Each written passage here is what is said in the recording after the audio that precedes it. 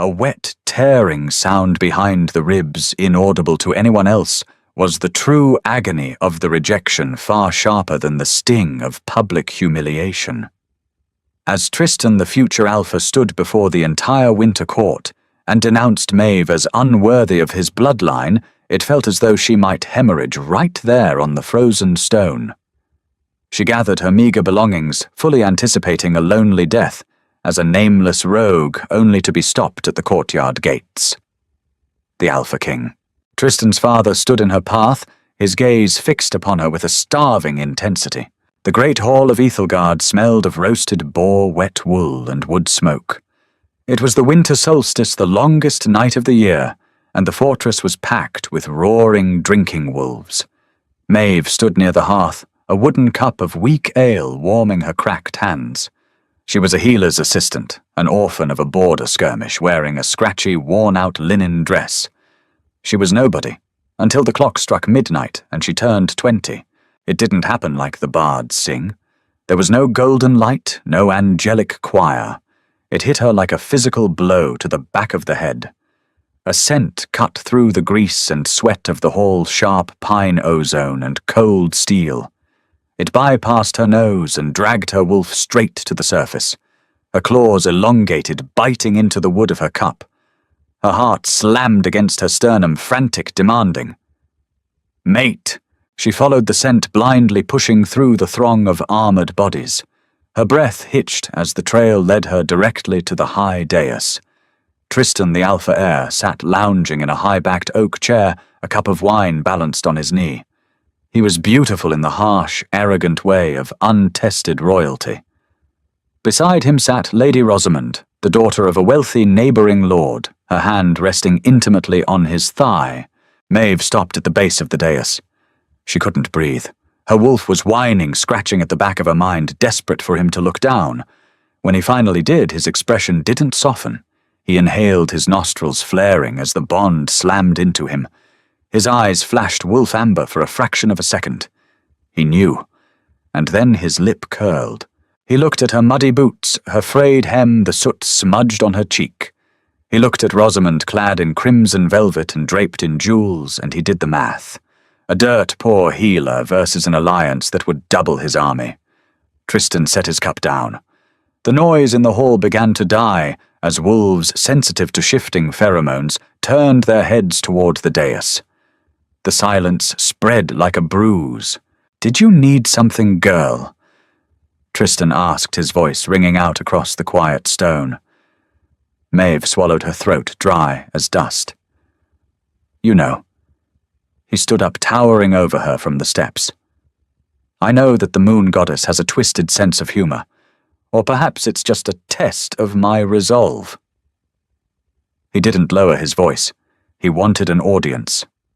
"I need a Luna who can lead armies, a woman of breeding, of strength, not someone who scrubs blood out of bandages." Maeve's knees felt hollow. "Tristan, don't speak my name." He snapped the command laced with alpha authority that forced her chin down. "Let's be quick about this. I don't want the stench of it ruining the feast." He raised his voice to a booming shout. "I, Tristan of Ethelgard Alpha heir, reject you, Maeve. I sever the cord. I deny the bond. You are nothing to me." The tearing sound was deafening. It echoed in her skull, a violent snapping of tendons and magic.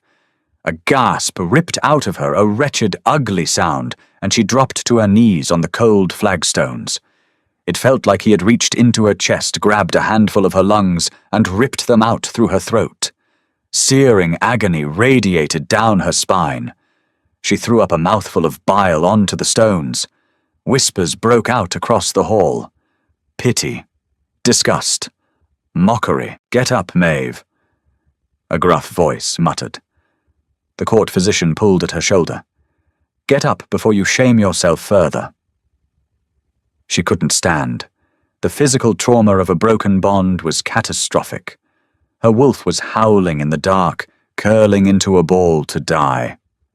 Through the blurred, tearing haze of her vision, she looked past Tristan's sneer. Behind him, seated on the massive throne carved from black ironwood, sat Aemon the Alpha King. He hadn't moved. He wore no crown, only a heavy dark cloak clasped with a silver wolf's head.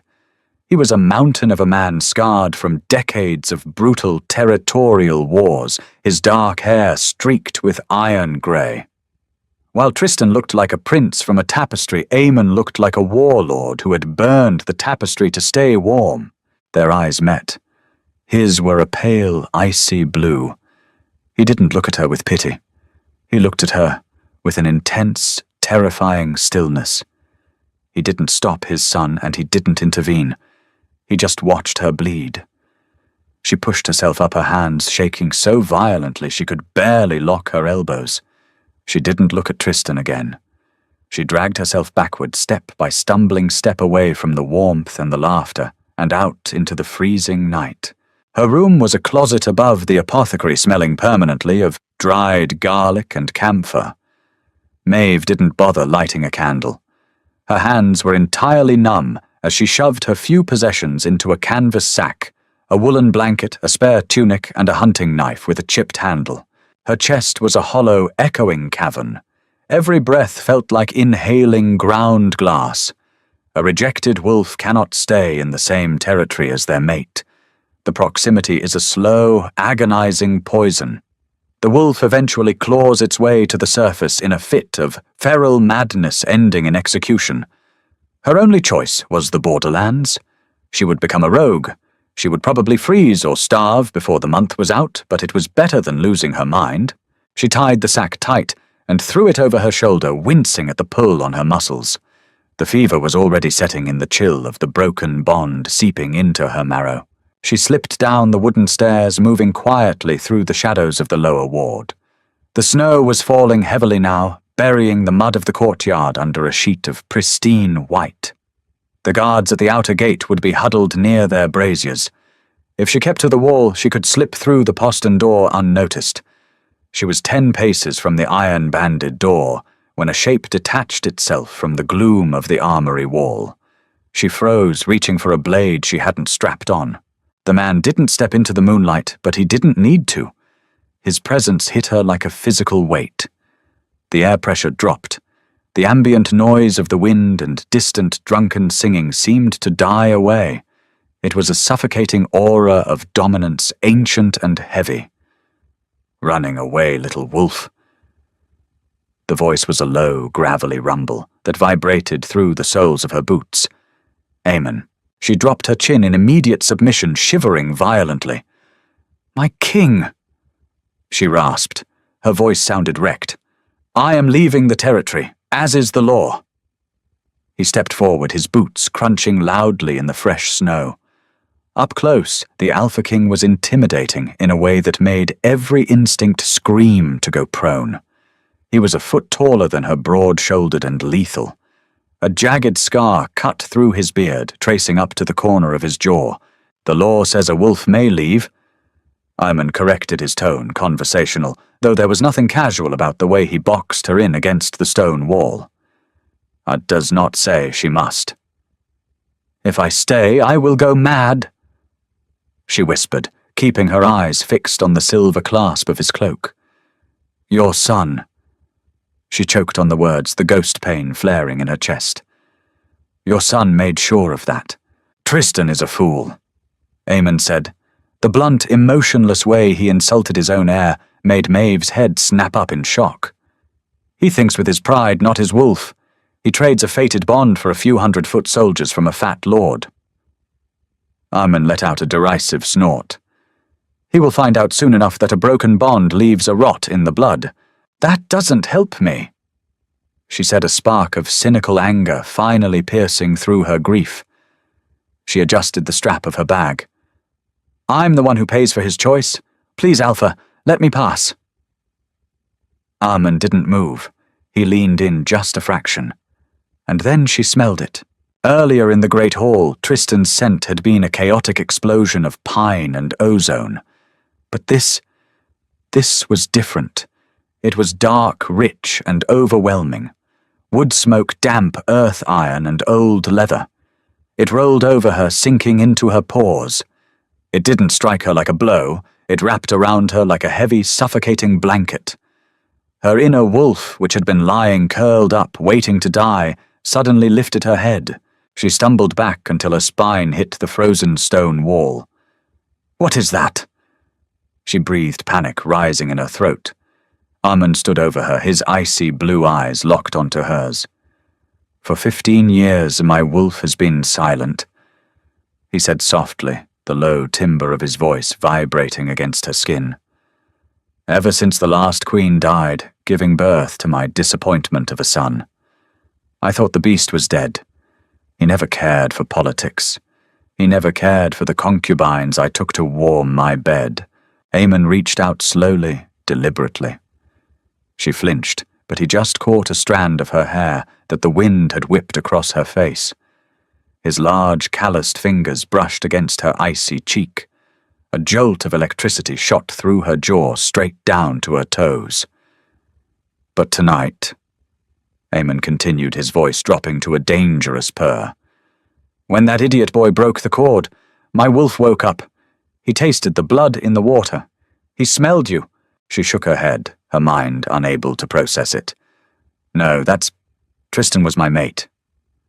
"Tristan was—" Eamon corrected his thumb, dragging across her lower lip, forcing her to look up at him. "The goddess doesn't let a strong wolf die for the mistakes of a weak one, Maeve. The bond snapped, and it found the nearest anchor. An anchor strong enough to hold you." He stepped flush against her. The heat radiating off him was immense. Her shivering stopped instantly. The tearing pain in her chest dulled, replaced by a deep, pulsing ache of a completely different nature.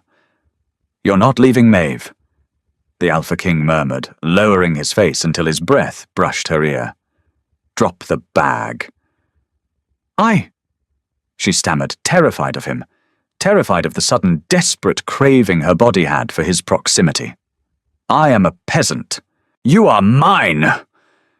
Eamon growled, the Alpha command woven so deeply into the words that her hand opened on its own accord.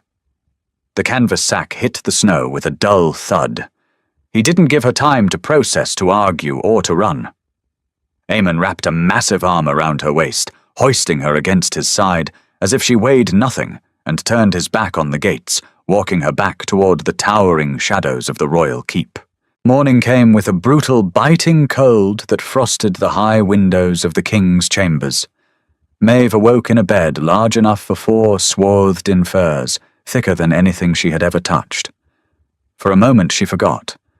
She stretched, expecting the drafty chill of her attic room. Then the smell of wood smoke and iron hit her, and the events of the night rushed back. She sat up. She was alone in the bed. She was wearing one of Eamon's linen shirts, which swallowed her whole.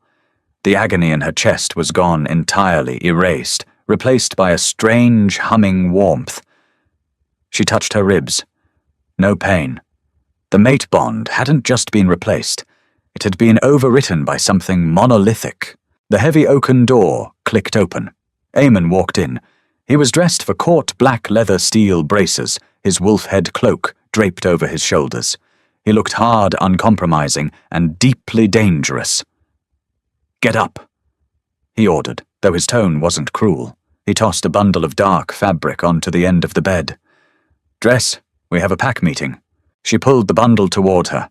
It was a gown of deep midnight blue wool, tailored and lined with silver thread, accompanied by a thick fur mantle. "What is this?"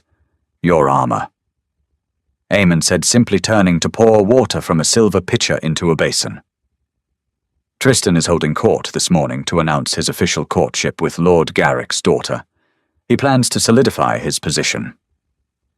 Maeve's stomach turned. "And you want me there? Why, so they can throw scraps at me?" Eamon stopped wiping his face. He turned, leaning his hips against the washstand, staring at her with those glacial eyes. "Do you think I brought you to my bed to hide you in it?" She swallowed hard, clutching the blue wool to her chest. "I don't know what you want with me." Eamon crossed the room in 3 long strides. He knelt on the mattress, caging her in with his arms. His face was inches from hers. "I want a queen," he said softly, yet the words felt heavier than a shouted command. I want a Luna who knows the bottom of the barrel, who knows pain, who doesn't simper when a lord offers her a jeweled cup. I want my mate." He leaned down and pressed his mouth to the crook of her neck. Maeve gasped as his teeth lightly scraped over her scent gland. He wasn't biting to Mark, not yet, but he was bathing her in his scent, layering his dominance over her so thickly that no wolf in 100 miles would mistake who she belonged to. "Dress," he repeated, pulling back his eyes, flashing a vivid, predatory silver. "Don't keep your subjects waiting." An hour later, the great hall was packed, tighter than it had been for the solstice. The mood, however, was vastly different. Morning light poured through the clear story windows, illuminating the spilled wine and half-eaten food from the night before. The pack was hungover, irritable, and murmuring. Tristan stood on the dais, looking smug. Rosamond was beside him, already acting the part of the Luna, looking down her nose at the common wolves. "My father is late," Tristan announced, loudly tapping his sword hilt. "But we need not wait on the old bear. Today we forge a new alliance." The heavy iron doors at the back of the hall slammed open, hitting the stone walls with a crack like a thunderclap. The room fell dead silent. Eamon strode through the doorway. He didn't walk like a man coming to listen. He walked like a predator entering a pen. And Maeve walked right beside him. The blue gown fit perfectly. The heavy fur mantle dragged across the floor. She kept her chin up, her heart hammering against her ribs, terrified but tethered by the solid, unyielding presence of the king at her side. Every head in the hall turned. She saw the court physician gape. She saw the guards stiffen. But it was Tristan's reaction that made her breath catch. Tristan stopped mid-sentence. His eyes darted from his father down to her and then narrowed. He inhaled sharply. The distance was far, but alpha wolves have keen senses. The scent of wood smoke iron and Eamon's deeply possessive musk was rolling off her in waves. Tristan's face drained of colour. "What is this?" he demanded, his voice cracking, losing its carefully practiced alpha resonance. Eamon didn't stop until they reached the base of the dais. He looked up at his son, his expression carved from granite. "You called a gathering to announce an alliance, boy." Eamon said, his voice echoing in the cavernous silence. "I decided it was fitting, as I have an announcement of my own." Tristan gripped the armrest of the high chair. "You brought her here to punish me. The rogue should be gone by now. I rejected her." "You did!" Eamon agreed calmly. He stepped up onto the first tier of the dais, pulling Maeve up with him. "You threw away a gift from the goddess for a political trinket." He glanced at Rosamond, who shrank back from the sheer weight of his gaze. "A foolish mistake, but a fortuitous one for me." Eamon turned to face the hundreds of pack members. He didn't shout. He didn't need to. He projected his voice with the effortless authority of a man who had held life and death in his hands for 40 years. For 15 years, Ethelgard has bled without a Luna. I have bled without a mate. He reached out and grabbed Maeve's hand, lacing his thick fingers through hers. The contrast of his scarred skin against her pale hand was stark. The goddess in her infinite wisdom saw fit to correct my son's weakness. Tristan stepped forward, his fists clenched, his wolf pushing against his skin, furious at the territorial infringement. "Father, you cannot be serious. She is a peasant, a dirt scrubber. She is my leftovers." Eamon moved faster than a blink. 1 second he was standing beside her, the next he had Tristan by the throat, hoisting the golden-haired prince off the floor of the dais. Tristan choked, his hands clawing at Eamon's iron grip, his legs kicking in the air. Rosamond screamed. Eamon didn't look angry. He looked entirely indifferent, which was far more terrifying. "You will address her as my queen?" Eamon growled, his voice dropping an octave, vibrating with lethal intent. "Or you will address her as Luna. If you refer to my mate with anything less than absolute reverence again, I will tear out your throat and give the airship to my favorite hunting hound. Do you understand me, boy?" Tristan turned purple, choking, nodding frantically. Eamon dropped him. Tristan collapsed to the stone floor, gasping and coughing, scrambling backward on his hands and knees.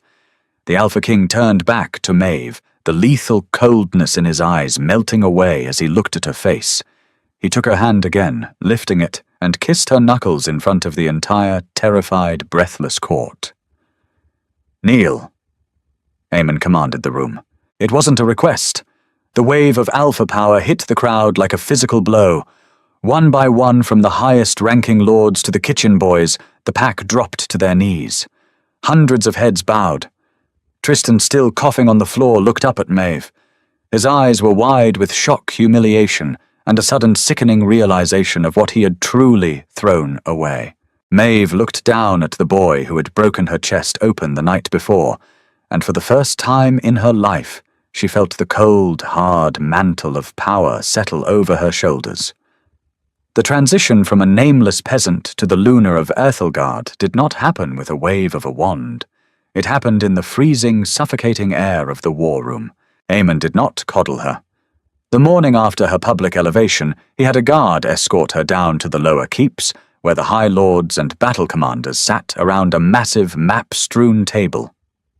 They stopped talking the moment she crossed the threshold. The silence wasn't born of respect. It was thick with skepticism layered over the heavy scent of unwashed armor and stale tobacco. Tristan was absent, nursing his bruised throat and shattered pride. But Lord Garrick Rosamond's father sat near the king's right hand.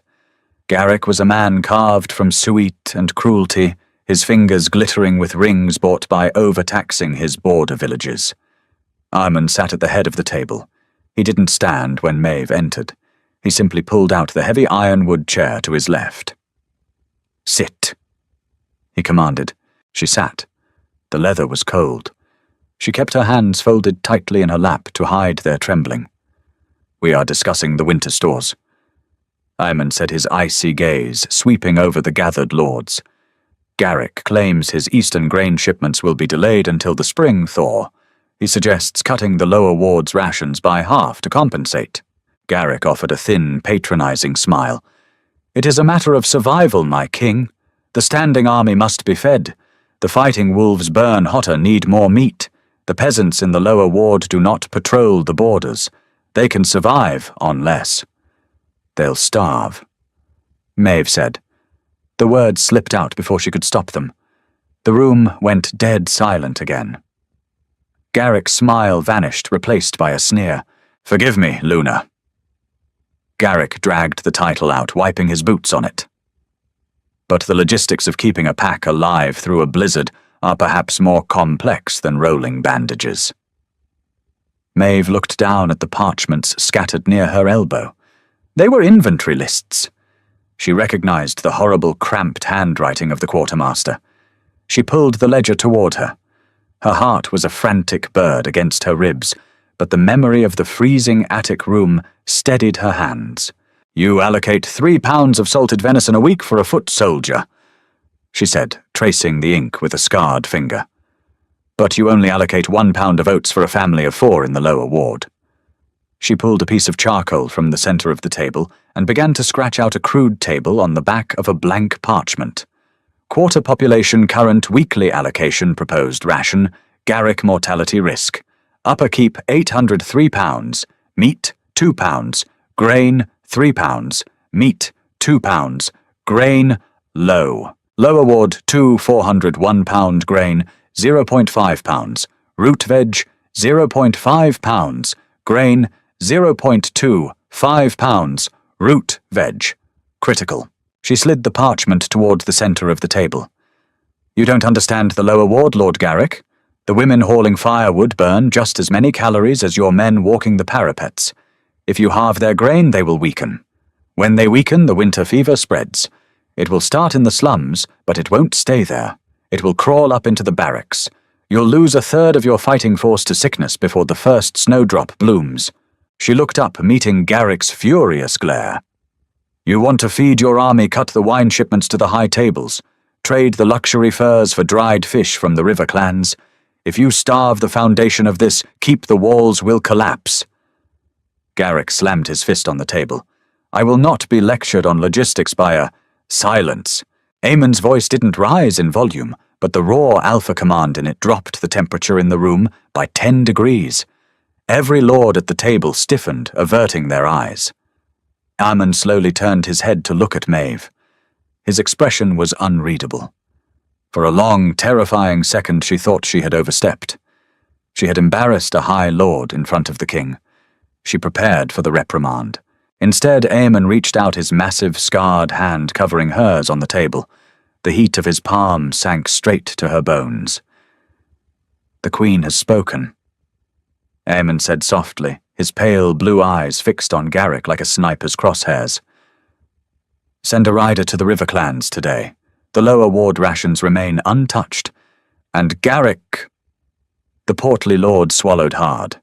"Yes, Alpha. If your grain shipments do not arrive by the winter solstice, I will take the difference out of your personal larders. Dismissed." As the lords hastily gathered their cloaks and practically fled the room, Aemon remained seated. When the heavy iron doors clicked shut, leaving them alone, he finally let out a low, rumbled chuckle. It was a dark, gravelly sound that vibrated in his chest. "You are a vicious little thing when backed into a corner," he murmured. Maeve exhaled a shaky breath, slumping slightly in the chair. He was going to kill hundreds of people just to save his own coin. Aemon stood pulling her up by the hand and backing her against the edge of the heavy table. He caged her in his hands, resting on the wood on either side of her hips. "He is a politician. They only see numbers. You see the blood." Aemon leaned in, burying his face in her hair, taking a deep, ragged breath of her scent. "I knew my wolf was right about you. Aemon!" She whispered the name, feeling foreign and dangerous on her tongue. "Tristan won't let this go, and Garrick. Let them scheme." Aemon rumbled against her neck, his lips brushing her skin. "A king does not fear the whispers of mice, and they have no idea what you are truly worth." Winter deepened. The snow piled high against the stone walls of Ethelgard, locking them in a world of blinding white and charcoal grey. And as the cold set in, the rot began to show. Maeve saw Tristan 3 weeks later in the main courtyard. She was carrying a basket of dried willow bark and feverfew to the healing wards, accompanied by 2 massive, silent guards Aemon had assigned as her shadows. Tristan was sparring with a wooden practice sword. He looked terrible. The golden boy of the winter court was pale, his skin sporting a sickly, waxy sheen. Dark circles hung under his eyes like bruises. He swung his sword clumsily, his footing sloppy in the packed snow. His sparring partner, a young lieutenant named Kaelin, easily parried the blow and knocked Tristan to the dirt. Tristan stayed down for a moment, chest heaving, coughing violently into his gloved hand. Maeve stopped. She didn't want to care. He had thrown her away like garbage. But the healer in her recognized the symptoms of a body turning on itself. The severed bond. When a mate bond is rejected, the one who initiates the severing rarely escapes unscathed. They think their alpha blood or sheer willpower will protect them. They are wrong. The soul is a violent accountant, and it always balances the books. Tristan looked up and saw her watching. A flash of pure, undiluted hatred twisted his aristocratic features. He scrambled to his feet, ignoring Kaelin's offered hand, and stomped toward her. Her guards immediately stepped forward, their hands dropping to their sword hilts. "Hold," Maeve told the guards quietly. They stopped but remained tense, radiating menace. Tristan stopped a few feet away. He smelled like sour sweat and rotting leaves, the scent of a dying wolf. Enjoying the view, Maeve. He spat, his voice raspy. "You look ill, Tristan," she said, keeping her voice perfectly level. "Your body is rejecting the separation. You need white willow and moonbloom tea steeped for 3 hours. It will ease the tremors. I don't need your peasant weeds," he shouted, stepping forward. Her guards instantly drew their blades an inch from their scabbards, the swing of steel loud in the crisp air. Tristan froze, his eyes darting to the armed men. He laughed, a bitter, hollow sound. "Look at you, playing the Grand Queen, hiding behind my father's skirts. I am standing right here, she said calmly. You are the one who threw away your armor. He doesn't love you, Tristan hissed, leaning forward, his eyes fever-bright. You know that, don't you? He's a warlord, a monster. He hasn't felt a human emotion in 2 decades. He only claimed you to spite me, to put me in my place. When he tires of you, he'll discard you just like I did. A cold wind whipped through the courtyard, stinging Maeve's cheeks. She looked at the boy she thought she was supposed to die for. He looked so small now, so fragile. If Aemon is a monster, she said softly, then I am safe in his den, because the monsters outside are far too weak to breach the gates. She didn't wait for his response. She pulled her fur cloak tighter and walked past him, leaving him coughing in the snow. But Tristan's words were a tiny, poisoned needle that slid under her ribs. He only claimed you to spite me. That night, Aemon found her on the high balcony of their chambers.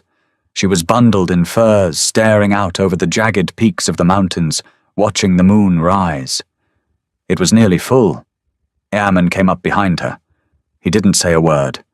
He just wrapped his arms around her, pulling her back, flush against his broad chest, trapping the heat between them. He buried his face in her neck, inhaling deeply. You're shivering, he grumbled.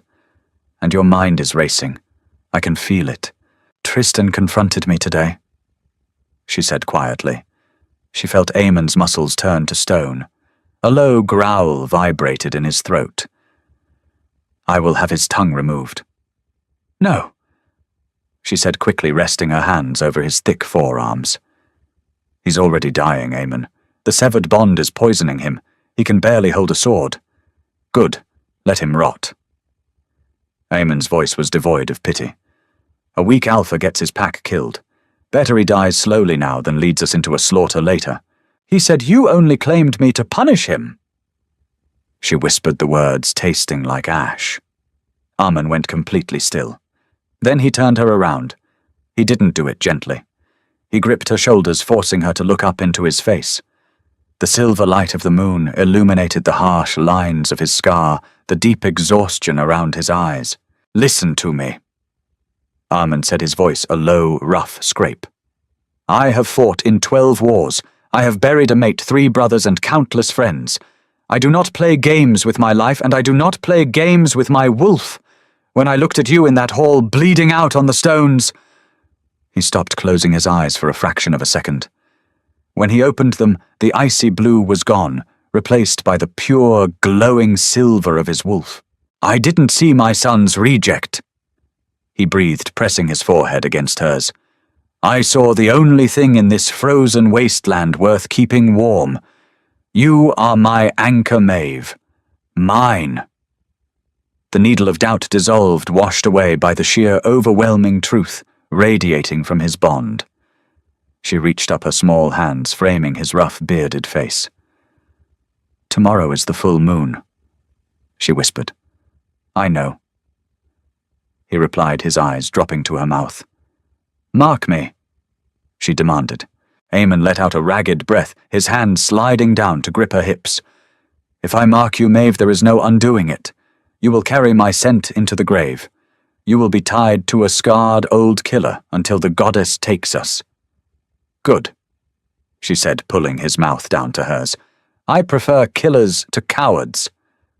The full moon in Ethelgard is not a gentle thing. It is a time of feral madness of wolves shedding their human skins and tearing through the pine forests in a frenzy of blood and snow. But the king and his Luna do not run with the pack. The royal chambers were sealed. A massive fire roared in the hearth, casting flickering orange shadows across the stone walls. The air was thick, suffocatingly heavy with pheromones. Maeve's skin was flushed, feverish. The wolf inside her was clawing at the cage of her ribs, desperate, howling for the completion of the bond. Aemon stood across the room, shirtless, the firelight dancing over a torso mapped with a lifetime of brutal violence. Jagged lines of white tissue crisscrossed his chest and abdomen, souvenirs of rogue claws, silver blades and old betrayals. He was magnificent, terrifying, and completely hers. He watched her with silver eyes, his chest heaving, fighting the instinct to just rush forward and take. He was giving her the space to come to him. She let her silk robe slide off her shoulders. It pooled on the floor at her feet. Herman groaned a sound that was less human and more beast and crossed the room in a blur. He didn't throw her to the bed. He caught her by the waist, lifting her completely off the floor. She wrapped her legs around his hips, her hands tangling in his dark, iron-streaked hair. He crashed his mouth against hers. There was nothing gentle about it. It was a collision of teeth and desperate heat, acclaiming that tasted of blood and smoke. She tore at his back, her nails elongating into claws, leaving shallow scratches down his spine. He didn't flinch. He encouraged it, his hands gripping her thighs tight enough to bruise. He carried her to the massive, fur-covered bed and dropped her into the center of it, following her down instantly. The weight of him was a blanket she wanted to drown under. "Maeve!" He growled against her jaw, his breathing ragged.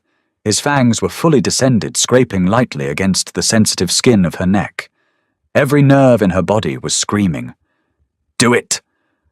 She gasped, arching her back, exposing the juncture of her neck and shoulder. "Claim me." Herman rose above her on his forearms. The silver of his eyes was blinding. He looked at her, not as a peasant, not as a broken thing, but as an equal, as a goddess. Then he buried his face in her neck and bit down. The pain was a white-hot flash of lightning.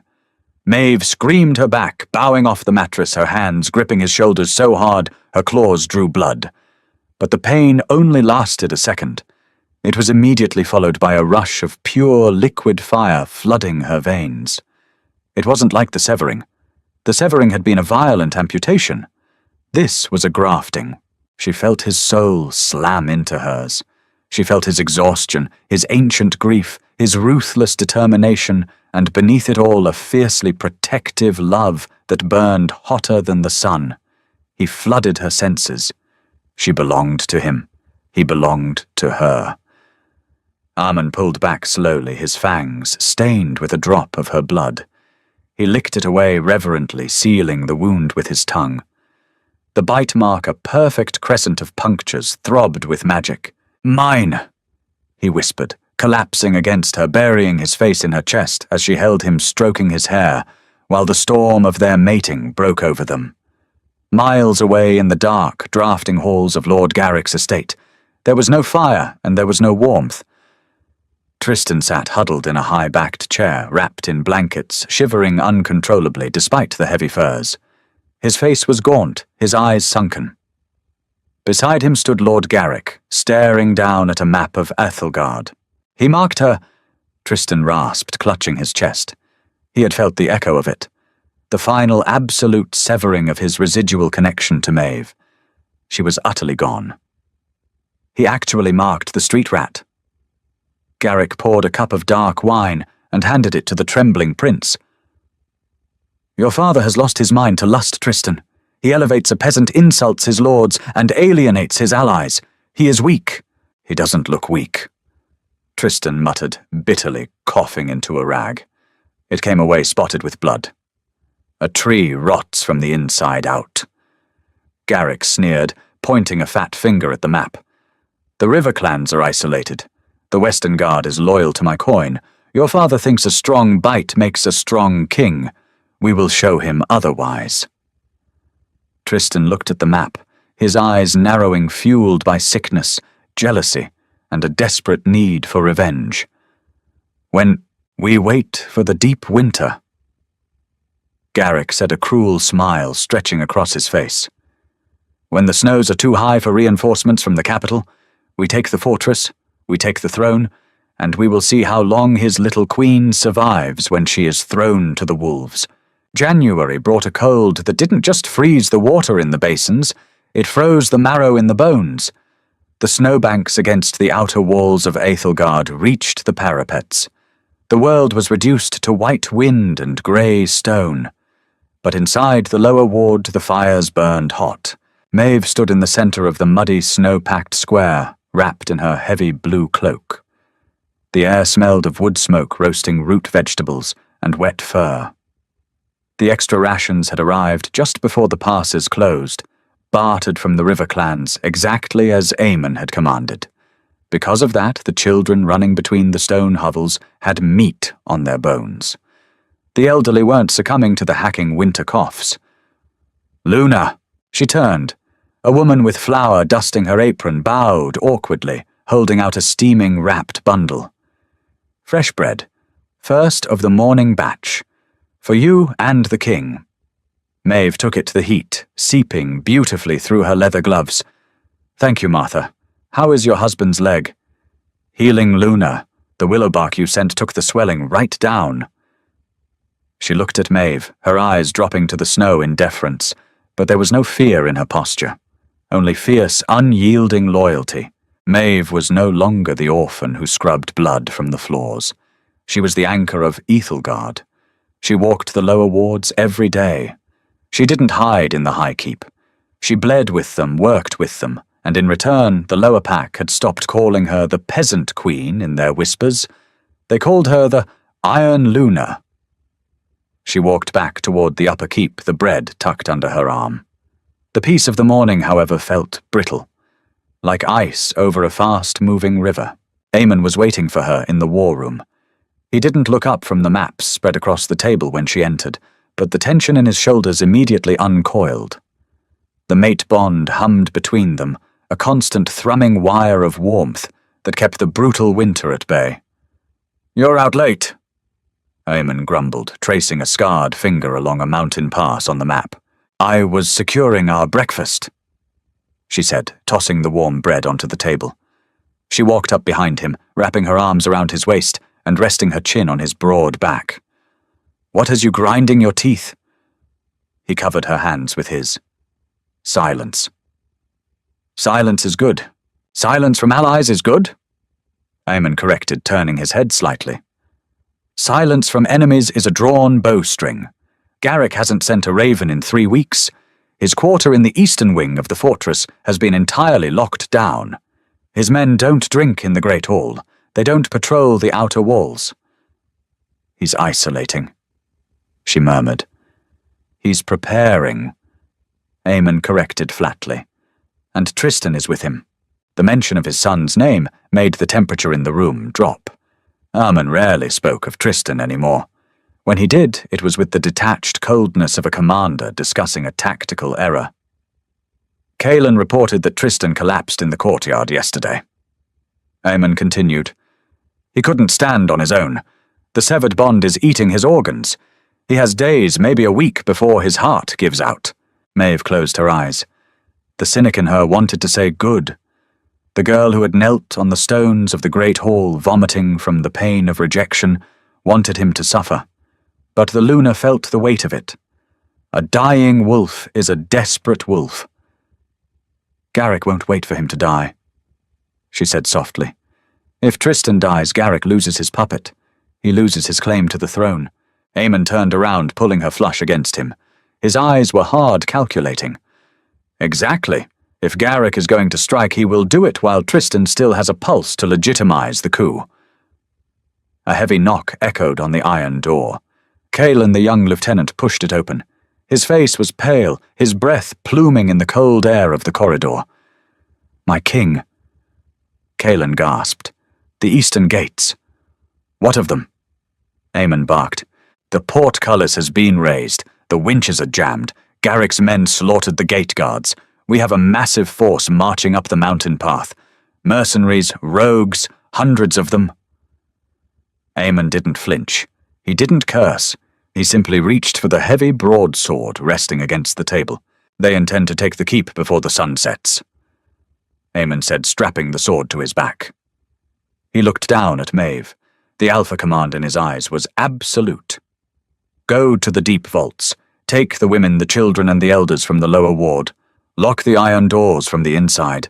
Do not open them for anyone but me." "Aemon." "Do it, Maeve!" His voice was a physical weight, pushing her toward the door. "They want my head. They want your blood. I will not fight with one eye looking over my shoulder." He grabbed the back of her neck, pulling her in for a brutal, searing kiss. It tasted of adrenaline and finality.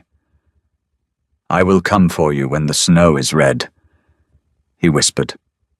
Then he turned a warlord, stepping back into the blood and the ash, and walked out to meet the slaughter. The attack didn't sound like a battle from a bard's tale.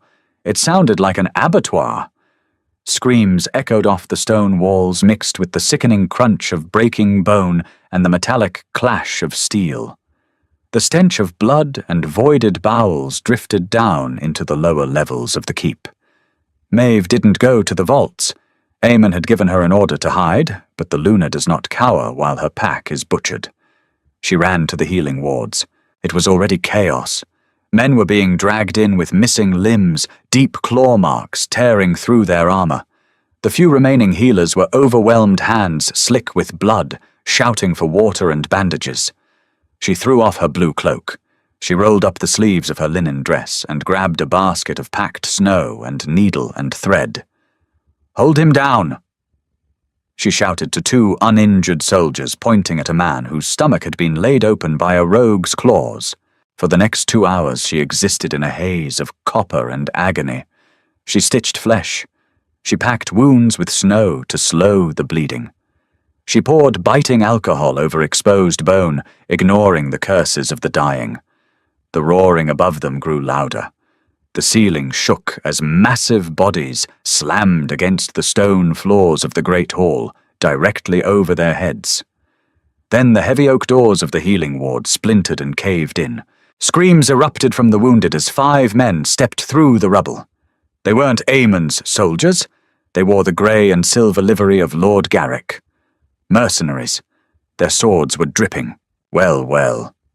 The lead mercenary sneered, his eyes scanning the room of broken men and terrified healers. His gaze locked onto Maeve, standing over a wounded soldier with a bloody needle in her hand. He noted the heavy silver ring on her finger, the scent of the Alpha King radiating from her skin. Lord Garrick said the little whore queen might be playing nursemaid. The soldiers on the cots tried to rise to defend her, but they were too broken. The mercenary stepped forward, raising his sword. "Garrick wants your head in a sack. Says it'll break the king's spirit." Maeve didn't back away. She dropped the needle and picked up a heavy iron surgical cleaver from the tray beside her. She was terrified. Her hands shook so badly the metal rattled, but she planted her boots in the blood-slicked stone. "Come and take it!" she snarled. The man laughed and lunged. He never made it halfway across the room. A shadow detached itself from the hallway outside. It moved with unnatural, terrifying speed. A massive paw the size of a dinner plate wrapped around the mercenary's head. Claws the length of daggers sank into his skull. With a sickening crunch, the beast slammed the man face first into the stone wall. The wall cracked. The man went limp. The remaining 4 mercenaries froze their eyes wide with absolute terror. Standing in the doorway was a monster. It was a wolf, but it defied the laws of nature. It stood nearly 5 feet at the shoulder. Its fur was pitch black, streaked with iron grey, entirely matted with gore. A jagged white scar ran across its snout, mirroring the one on Eamon's human face. Its eyes were glowing, terrifying silver. Eamon's wolf had come. A low, vibrating growl started in the beast's chest, shaking the vials on the wooden shelves. It wasn't just a threat. It was a promise of a slow, excruciating death. The mercenaries broke. They turned to run. Eamon hit them like a battering ram. He tore through them with savage, feral efficiency. He didn't use weapons. He used teeth and claws, ripping throats, snapping spines. The violence was so raw, so completely devoid of human restraint, that even the hardened soldiers in the ward shrank back. In seconds it was over. 5 bodies lay in pieces on the floor. Eamon stood amidst the carnage, his massive chest heaving, his jaws dripping red. He turned slowly, his silver eyes locking on to Maeve. For a terrifying second the beast was fully in control. The feral bloodlust rolled off him in suffocating waves. Maeve dropped the iron cleaver. It clattered loudly on the floor. She didn't run. She stepped over the bodies. She walked right up to the monstrous, blood-soaked wolf. She reached out with her bare, bloody hands and buried her fingers in the thick fur at the base of his neck. The bond flared brilliantly in her chest, a grounding wire in the dark. "I'm here," she whispered, resting her forehead against his massive, blood-stained snout. "I'm right here." The silver in his eyes flickered. The monstrous tension in his muscles collapsed. The great wolf let out a long, shuddering exhale, a sound of profound exhaustion, and leaned his heavy head against her chest, nuzzling her neck. He was checking her scent, making sure she was unharmed. Before he could shift back, a slow, agonizing clapping echoed from the ruined doorway. They both turned. Tristan stood there. He was a walking corpse. His skin was grey, stretched tight over his cheekbones. His eyes were bloodshot, sinking deep into his skull. He leaned heavily on a longsword, just to remain upright. He was wearing his princely armor, but it hung loosely on his wasted frame. "Beautiful," Tristan rasped, coughing up a spatter of dark blood onto the stone. "The beast and his bitch!" Eamon stepped in front of Maeve, planting his massive paws firmly on the floor. A low, warning growl rumbled in his throat. "Call him off, Maeve." Tristan wheezed, his eyes burning with fevered madness. "Or I'll put a silver bolt through his eye. Garrick's archers are right behind me." He was lying. Maeve could smell it. There were no archers. Garrick had abandoned him, sending him down here as a distraction, while he tried to flee or secure the upper keep. "Garrick is gone, Tristan," she said, stepping out slightly from behind Eamon's massive bulk. "You're dying. Drop the sword. I am the alpha heir." Tristan shrieked, the sudden volume tearing at his ruined throat. "This keep is mine. You are mine. You were supposed to be mine." The delusion was total. The severed bond had finally rotted his mind. Tristan raised the sword with trembling arms. He let out a pathetic, broken battle cry and lunged towards them. Eamon didn't even attack. He simply swatted with his massive paw. The blow hit Tristan's sword, shattering the brittle steel and sending the prince flying backward. Tristan hit the stone floor hard. He didn't get up. He lay on his back, staring up at the vaulted ceiling. His chest hitched. A terrible, wet, rattling sound came from his lungs. Maeve walked over to him, signaling Eamon to stay back. Tristan's eyes rolled toward her. The hatred was gone, replaced by a hollow, gaping terror. The alpha arrogance had bled out, leaving only a frightened, dying boy. "It's cold," Tristan whispered, his hand twitching on the stone. "Maeve, it's so cold."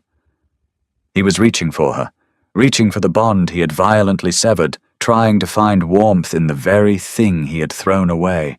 Maeve looked down at him. She felt no triumph. She felt no joy in his suffering. She just felt a profound, heavy pity.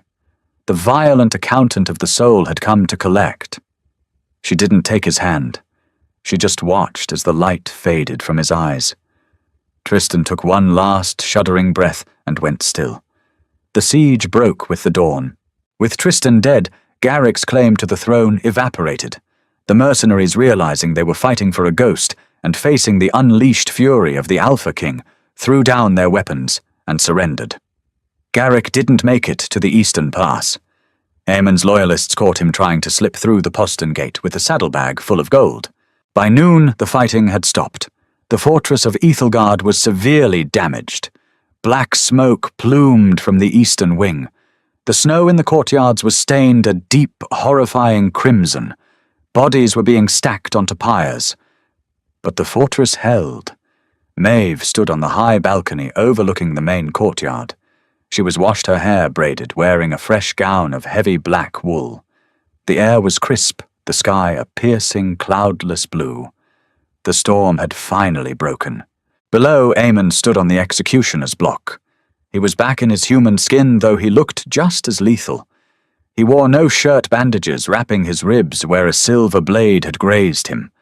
Lord Garrick was forced to his knees in the blood-stained snow.